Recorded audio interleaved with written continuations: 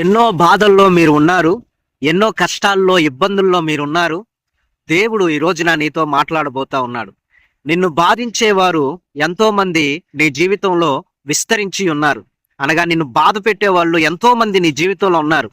సొంత అన్న, సొంత తమ్ముడు, లేకపోతే నీ భార్య, లేకపోతే నీ భర్త, లేకపోతే మీ యొక్క బిడ్డలు, లేకపోతే మీరు ఉద్యోగం చేసే దగ్గర మీ యజమానుడు, లేకపోతే మీ యజమానురాలు, లేకపోతే ఇరుగువారు, పొరుగువారు అనేక మంది నిన్ను నిందిస్తూ, నిన్ను వేధిస్తూ, నీ పైన చెడ్డ మాటలు పలుకుతూ, నిన్ను రకరకాలుగా హింస పెడుతూ ఉన్నారు, నిన్ను బాధిస్తూ ఉన్నారు. అలాగనే అప్పుల వాళ్ళు కూడా నిన్ను అనేక రకాలుగా ఇబ్బంది పెడుతూ ఉన్నారు. మీ బాధలు చెప్పుకుంటూ పోతే అవి వర్ణించలేనివి. ఒంటరితనంతో ఏం చేయాలో దిక్కుతోచని స్థితిలో మీరు ఉన్నారు. అయితే దేవుని యొక్క బలమైన నామము దుర్గము గనక ఈ రోజున దేవుడు నీతో మాట్లాడబోతా ఉన్నాడు. మరి ఈ రోజున బాధల్లో ఉన్న నీకు అనేక ఆశీర్వాదాలు కావాలి. ఒక 5 ఆశీర్వాదాలను మీరు ఒకే ఒక్క అధ్యాయం చదవడం మూలాన దేవుని యొక్క వాక్యంలో మీరు పొందుకుంటారు. ఆ ఒక్క అధ్యాయం ఏంటి అనేది నేను మీకు తెలియపరుస్తా. ఆ ఒక్క అధ్యాయం చదవడం మూలాన మీ జీవితంలో వచ్చే ఆ 5 ఆశీర్వాదాలు ఏంటి అనేది కూడా నేను మీకు తెలియపరుస్తా. ఈ యొక్క వీడియోని సేవ్ చేసుకోండి. అలాగే ఈ యొక్క వీడియోని అనేకులకు కూడా షేర్ చేయండి. అలాగే ఈ యొక్క వీడియో ద్వారా దేవుడు నీతో మాట్లాడతాడు కాబట్టి లాస్ట్లో మీ కొరకు నేను ప్రార్థన చేస్తాను. సో లాస్ట్ వరకు కూడా ఈ యొక్క వీడియోని మీరు వీక్షించండి. అలాగనే ఈ ఛానల్ని సబ్స్క్రైబ్ చేయండి. మరి కామెంట్లో దేవుని యొక్క కృప ద్వారా ఒక కామెంట్ చేయండి విశ్వాసంతో. యేసయ్య నా తలను ఎత్తుతాడు, యేసయ్య నా తలను ఎత్తుతాడు అనే కామెంట్ని నాకు కామెంట్ చేయండి. అలాగే హై పాయింట్స్ ఉంటాయి, దయచేసి హై పాయింట్స్ కూడా ఈ యొక్క వీడియోకి ఇవ్వండి. మరి మీ జీవితంలో వచ్చే 5 ఆశీర్వాదాలు మీకు తెలిస్తే మీరు చాలా ఆశ్చర్యపోతారు. మరి మీరు ఈ రోజున బాధల్లో ఉన్నారు కదా, సో మీ మీదకి అనేక మంది లేచి ఉన్నారు కదా, దిక్కుతోచని స్థితిలో, వేదనలో, బాధలో, దుఃఖంలో మీరు ఉన్నారు కదా. మరి ఈ రోజున దేవుడు నిన్ను ఓదారుస్తాడు, దేవుడు నిన్ను ధైర్యపరుస్తాడు, దేవుడు నీతో మాట్లాడుతాడు. ఈ యొక్క వాక్యాన్ని వింటుండగానే నీ జీవితంలో దేవుడి యొక్క 5 ఆశీర్వాదాలు నీ జీవితంలో జరిగించబోతా ఉన్నాడు. మొదటిగా దేవుడు మీ తలను దేవుడు ఎత్తుతాడు. అలాగే దించుకున్న నీ తల ఎత్తబడుతుంది. సిగ్గుతో తల దించుకొని బ్రతుకుతున్నావు, దేవుడు నీ తలను పైకెత్తి తోకగా ఉన్న నిన్ను దేవుడు తలగా ఉంచుతాడు. రెండోదిగా దేవుడికి మీరు అనేక రోజుల నుండి ప్రార్థన చేస్తున్నారు. సో దేవుడు నీ ప్రార్థన విని నీకు ఉత్తరం ఇస్తాడు. అలాగే మీకు చాలా భయం ఉంది, చాలా భయభ్రాంతుల్లో బ్రతుకుతూ ఉన్నారు. ఆ భయాన్ని దేవుడు మీ జీవితంలో నుండి తొలగించి ధైర్యాన్ని నీకు కలుగు చేస్తాడు. అలాగే మీ శత్రువులు ఎంతో మంది ఉన్నారు.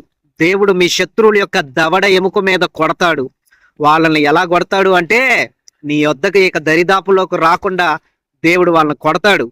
ఎలా కొడతాడు అంటే అలా కొడతాడు. కాబట్టి నీ శత్రువుని ఎదురు నుండి పారిపోతారు. మీ పైన దేవుని ఆశీర్వాదం ఉంటది. సో ఇప్పుడు దాకా మీ పైన శాపం ఉంది, అయితే ఇక మీదట దేవుని యొక్క ఆశీర్వాదం మీ పైకి రాబోతా ఉంది. సో బైబిల్ గ్రంథంలో ఆ మిస్టీరియస్, మ్యాజికల్, ఆ సూపర్ అధ్యాయం ఏంటి అంటే కీర్తన గ్రంథం 3వ అధ్యాయము. ఈ కీర్తన గ్రంథం 3వ అధ్యాయాన్ని నేను చదివి అందులో ఉన్న వచనాలను వినిపించి నేను మీకు తెలియపరుస్తా. ఈ యొక్క అధ్యాయాన్ని మీరు ప్రతి ఉదయాన్నే, అలాగే ప్రతి రాత్రి పనుకునే ముందు, లేచిన వెంటనే రాత్రి పనుకునే ముందు తప్పకుండా ఒక వారం 10 రోజుల యొక్క అధ్యాయాన్ని చదవండి.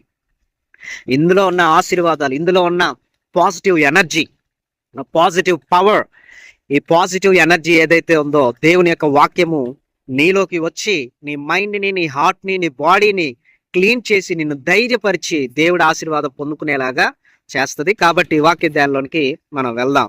సో మీరు చూసినట్లయితే కీర్తన గ్రంథము 3వ అధ్యాయము మొదటి నుంచి మనం ఒక్కొక్క వాక్యాన్ని ధ్యానం చేసుకుంటా వెళ్దాము. సో దేవుడు ఈ రోజున నీతో మాట్లాడబోతా ఉన్నాడు. మొదటిగా ఒకసారి యొక్క అధ్యాయాన్ని చదువుదాం. చదివిన తర్వాత అప్పుడు మనం ఒక్కొక్క వాక్యాన్ని వివరంగా ధ్యానం చేసుకుందాం. యెహోవా నన్ను బాధించువారు ఎంతో విస్తరించి ఉన్నారు, నా మీదకి లేచువారు అనేకులు. దేవుని వలన అతనికి రక్షణ ఏమీయో దొరకదని నన్ను గూర్చి చెప్పువారు అనేకులు. యెహోవా నీవే నాకు కేడెముగాను, నీవే నాకు అతిశయాస్పదముగాను, నా తలను ఎత్తువాడవుగాను ఉన్నావు. ఎలుగెత్తి నేను యెహోవాకు మొరపెట్టినప్పుడు ఆయన తన పరిశుద్ధ పర్వతము నుండి నాకు ఉత్తరం ఇచ్చును. యెహోవా నాకు ఆధారము కావున నేను పండుకొని నిద్రపోయి మేలుకొందును. 10,000 మంది దండెత్తి నా మీదకొచ్చి మోహరించినను నేను భయపడను. యెహోవా లెమ్ము, నా దేవా నన్ను రక్షింపు. నా శత్రువులందరినీ దవడ ఎముక మీద కొట్టువాడు నీవే, దుష్టుల పళ్ళు విరగొట్టువాడు నీవే. రక్షణ యెహోవాది, నీ ప్రజల మీదకి నీ ఆశీర్వాదం వచ్చునుగాక. ఈ కీర్తన దావీదు రాశారు. అబ్షాలోమను తన కుమారుని ఎదుటి నుండి పారిపోయినప్పుడు దావీదు రచించిన కీర్తన. ఈ కీర్తనలో ఈ అధ్యాయంలో మనకి మొత్తం 8 అధ్యాయాలు ఉన్నాయి. సో 8 అధ్యాయాలు కూడా చాలా powerful words, magical words and positive ఎనర్జీని నీకు ఇస్తుంది. సో అబ్షాలోము తన కుమారుని ఎదుటి నుండి పారిపోయినప్పుడు దావీదు రచించిన కీర్తన. ఈ రోజున మీరు కూడా పారిపోయి బ్రతుకుతూ ఉన్నారు. పరిస్థితుల్ని ఎదుర్కోలేక, కన్న బిడ్డల నుండి, కన్న తల్లిదండ్రుల నుండి, రక్త సంబంధుల నుండి, అలాగే స్నేహితుల నుండి అనేక గాయాలను పొందుకొని, నష్టాలను పొందుకొని, వారి ద్వారా ఎంతో నష్టపోయి ఈ రోజున మీరు బ్రతుకుతూ ఉన్నారు. సో పారిపోయిన ఈ స్థితిలో నీవు కూడా ఉన్నావు. చెదిరిపోయిన ఈ స్థితిలో నీవు కూడా ఉన్నావు. సో నీవు కూడా దావీదులాగా ఈ రోజున నీవు కూడా పారిపోయి ఎక్కడో ఒక మూలన భయంతో బిక్కుబిక్కుమంటూ బ్రతుకుతూ ఉన్నావు.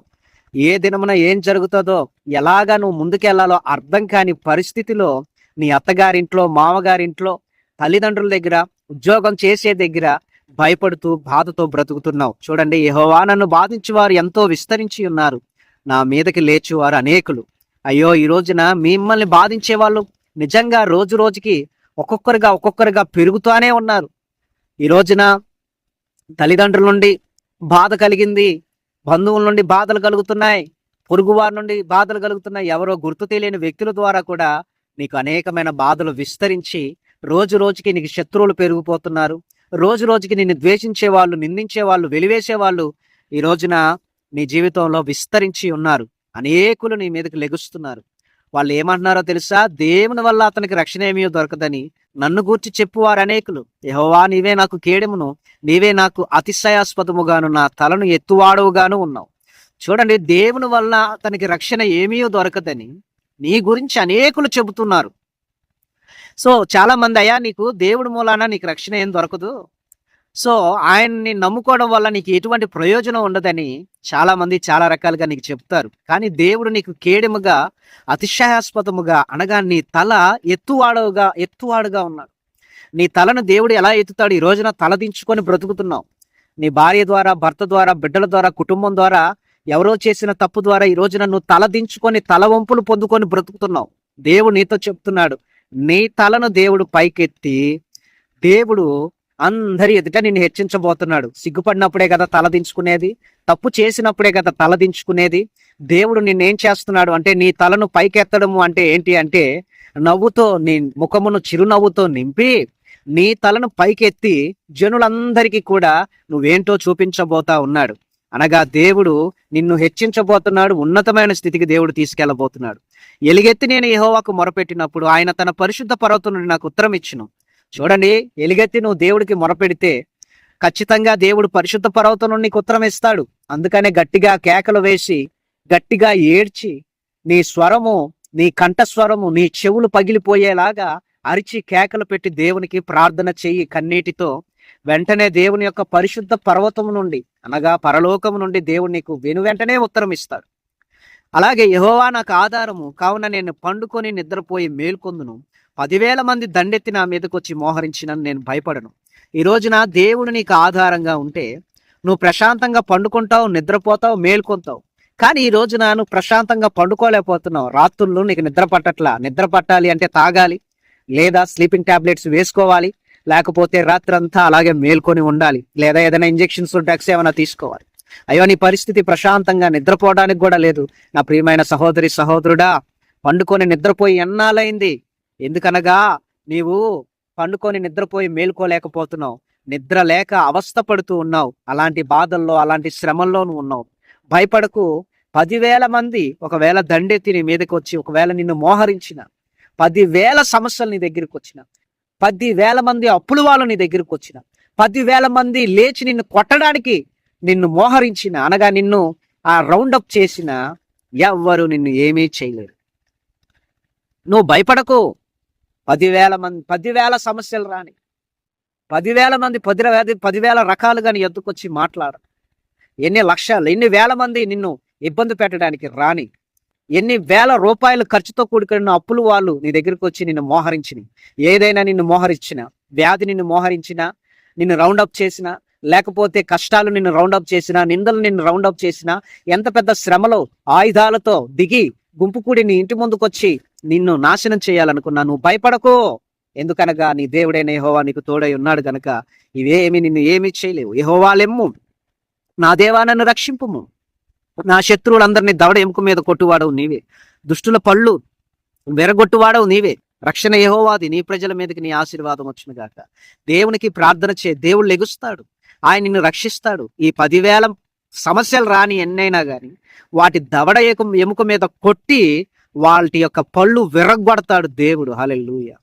నిన్ను నాశనం చేయాలనుకున్న దుష్టుల యొక్క పళ్ళు, నిన్ను నాశనం చేయాలనుకున్న దుష్టుల యొక్క దవడ ఎముకలను దేవుడు ఏం చేస్తాడంటే పగలగొడతాడు. వారి యొక్క జాస్ ఏమవుతాయి అంటే బ్రేక్ అయిపోతాయి అన్నమాట. నిన్ను తిట్టే నోర్లు, నిన్ను కొట్టే చేతులు, నీకు అపాయం తలపెట్టే పాదాలు, నీ కోసం విరోధంగా ఆలోచన చేసే వాళ్ళందరి యొక్క స్థితిగతి ఏమవుతుందంటే దేవుడు వాళ్ళని కొడతాడు. ఎలా కొడతాడు అంటే అలా కొడతాడు అన్నమాట. ఒకవేళ దేవుడు కొడితే ఎలా ఉంటది అంటే చాలా భయంకరంగా ఉంటది. ఒక బలవంతుడు ఒక బలహీనుని కొడితే ఆ బలవంతుడి యొక్క తాకిడికి ఆ బలహీనుడు తట్టుకోలేడు. లేకపోతే ఒక నిలువెత్తు పర్వతం వచ్చి ఒక మానవుడిని కొడితే ఆ మానవుడు నుజ్జు అయిపోతాడు. ఒక ట్రైన్ వెళ్ళి ఢీకొంటే ఆ వ్యక్తి పరిస్థితి చాలా దారుణంగా ఉంటది. అంతకంటే దారుణమైన పరిస్థితి ఏంటి అంటే, నా ప్రియ దేవుని బిడ్డ, దేవుడు ఈ రోజున నీతో మాట్లాడుతున్నాడు. సో నీకు కాదు ఎదురొచ్చేది, ఎవరు నీకు ఎదురొస్తున్నారు అంటే నీ దేవుడైన యెహోవా నిన్ను ముందర వెనక ఆవరించాడు కదా, ఆయనకి ఎదురొస్తున్నారు వీళ్ళందరూ. కాబట్టి వాళ్ళందరినీ దవడ ఎముకలను పగలగొట్టి వాళ్ళని బ్రేక్ చేసుకుంటూ దేవుడు నిన్ను ముందుకు తీసుకొని వెళ్తాడు. కాబట్టి 5 ఆశీర్వాదాలు కీర్తన చదవడం ద్వారా వస్తాయి. సో ఈ రోజున ఈ బాధించే వాళ్ళు నీ యొద్ద ఎంతమంది ఉన్నా, బాధలు ఎన్ని ఉన్నా, ఈ యొక్క కీర్తన పగలు రాత్రి చదువుకొని ధైర్యాన్ని పొందుకో. దేవుడు నీ తలను పైకెత్తుతాడు, నీకు ఉత్తరం ఇస్తాడు. ఇదిగో నీకు భయపడకుండా ఉంటావు, ఇదిగో నీ శత్రువులను దేవుడు తరుముతాడు, నీ మీదకి దేవుని ఆశీర్వాదం వస్తుంది. దేవుడి యొక్క వాక్యమును దీవించి ఆశీర్వదించును గాక. చివరిలో నేను మీ కొరకు ప్రార్థన చేస్తాను. సో లాస్ట్ వరకు చూడండి. ప్రార్థన కొరకు 9908937164 7671927028 ఈ నెంబర్లకి సంప్రదించండి. వాట్సాప్ నెంబర్ 9491927167 ఇది. అలాగే ఈ ఛానల్ సబ్స్క్రైబ్ చేయండి, లైక్ చేయండి, షేర్ చేయండి, కామెంట్ చేయండి. హై పాయింట్స్ ఎక్కువ ఉండాలి. డిస్క్రిప్షన్ ఒకసారి చూడండి. టీవీలో పెట్టుకొని, లూప్లో పెట్టుకొని ఈ యొక్క వాక్యాన్ని ప్రతిరోజు కూడా వినండి. అలాగే ప్రియా దేవుని బిడ్డ, నా ప్రియమైన సహోదరి సహోదరుడు, ఈ యొక్క వాక్యాన్ని విన్నాం. నీకు దేవుడు ఆశీర్వాదాన్ని ఇస్తే నేను ఒక విషయం మిమ్మల్ని అడుగుతున్నా. ఒక మందిరానికి ఒక స్థలాన్ని కొనాలని నిశ్చయం కలిగి ఉన్నాం. అక్కడ మందిరం వేయబడితే అనేక మంది అన్ని జనులు రక్షణ పొందుకుంటారు. కానీ ఈ రోజున దేవుని వాక్యం ద్వారా బలపడి దైవజనుల ద్వారా దీవెనలు పొందుకున్న నీకు దేవుడు తెలియపరుస్తున్నాడు. నీకు కలిగిన ఈ సమృద్ధిని విరాళంగా ఈ 2 నెంబర్లకి 200 కానీ 500 కానీ 1000 కానీ 2000 10,000 మీ ఇష్టం, ఎంతైనా దేవుని నిన్ను ప్రేరేపించిన కొలది ఈ పరిచర్యకి దయతో సహకరించండి. ఈ 2 నెంబర్లకి ఫోన్ పే ఉంటది. జస్ట్ మీరు ఒకవేళ కానుక పంపించాలనుకున్నట్లయితే ఈ 2 నెంబర్లకి ఒకసారి హాయ్ అని నాకు మెసేజ్ చేసి ఫోన్ పేలో మీ ప్రేయర్ రిక్వెస్ట్ పంపించి కానుక పంపించండి. దేవుడు నిన్ను ఎంత ఆశీర్వదించిన కొలది అంత పంపించు. దేవుడు నిన్ను, నీ కుటుంబాన్ని దీవిస్తాడు. నేనైతే ఒకటి చెప్తున్నా, నా మందిరానికి మీరు ఇస్తే దేవుని యొక్క వాక్యం చెప్తుంది, నేను మిమ్మల్ని బాగు చేస్తా, కరువు రానిక నేను నిన్ను అభివృద్ధి పరుస్తానని దేవుడు వాగ్దానం చేశాడు. ఆకాశ వాక్యంలను విప్పి నేను నిన్ను బ్లెస్ చేస్తానన్నాడు. ఈ పరిచర్యకి ఘనంగా ఇచ్చి చూడు. ఖచ్చితంగా 1 నెల 2 నెలలు 1 వారం 10 రోజుల్లో దేవుడు నీ అవసరాలను తీరుస్తాడు. సో ఏలియాకి సారెపాతు విధవరాలు ఒక చిన్న రొట్టె ముక్క ఇచ్చింది. కానీ 3.5 సంవత్సరాలు దేవుడు ఆమెను పోషించాడు. 5 రొట్టెలు 2 చేపలు యేసుప్రభు వారికి ఇస్తే 5,000 మంది భోజనం చేశారు. నువ్వు ఇచ్చేది చిన్నదైనా పెద్దదైనా అది దేవుని పరిచర్యకు ఉపయోగపడినప్పుడు నీ ద్వారా అనేకులు ఆశీర్వదింపబడతారు. మీకు దేవుని ఆశీర్వాదం వస్తుంది. ఒక చిన్న ప్రార్థన మీ కొరకు చేస్తాను. మహాపరిశుద్ధుడా, ఈ యొక్క వాక్యాన్ని విన్న నీ బిడ్డను దీవించండి. భయంలో అలాగే బాధల్లో బతుకుతున్నారు, నీ బిడ్డను దీవించి ఆశీర్వదించి ఆ భయ ఆందోళన నుండి, వేదల నుండి, బాధల నుండి విడిపించండి. అలాగే పరిచర్యకి సహకరిస్తున్న ప్రతి ఒక్కరిని కూడా పేరు పేరున దీవించి ఆశీర్వదించి నీ మహిమతో నింపమని ప్రార్థన చేసి యేసు నామములో అడుగుతున్నాం తండ్రి, ఆమేన్. ప్రభు మిమ్మల్ని దీవించును గాక. God bless.